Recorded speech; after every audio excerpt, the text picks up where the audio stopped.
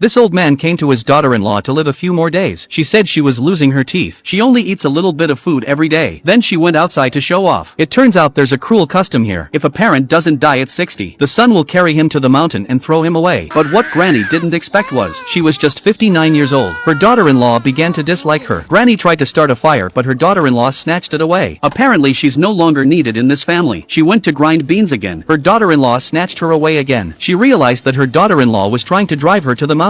In order not to make things difficult for her son, the old mother could only take the initiative to say that I want to go to the mountains in winter. When her son Shenping heard this, he couldn't accept it at all. But the woman reminded her that this was a village rule. If you don't follow it, the whole family will be implicated. Under the constraints of custom, Tatsuhei could only cry softly and helplessly. Soon it was time to go to the mountain. Grandma first led her daughter-in-law to a hidden stream. She said there were enough trout here to see the family through the winter. Don't let anyone know about this place. Then she called the village elders to give the mother-in-law a solemn farewell. First of all, she mustn't be seen by anyone when she leaves the house. Once on Mount Narayama, she mustn't speak, and don't look back on the way back. After the meeting, one of the elders told Tatsuhei in private. He said the way up is very dangerous. If you run out of strength, you can throw your mother off the mountainside. Tatsuhei was dumbfounded. He was shocked that the elder could say such a thing. Before we left, his mother was packing her clothes. At that moment, there was the sound of weeping outside the door. She opened the door and saw. It turned out to be an old man from the village who was a year older than her. The old man was also going to the mountain tonight. He ran away from home because he didn't want to die. Unfortunately, his son chased him here. He tied him up again. In contrast,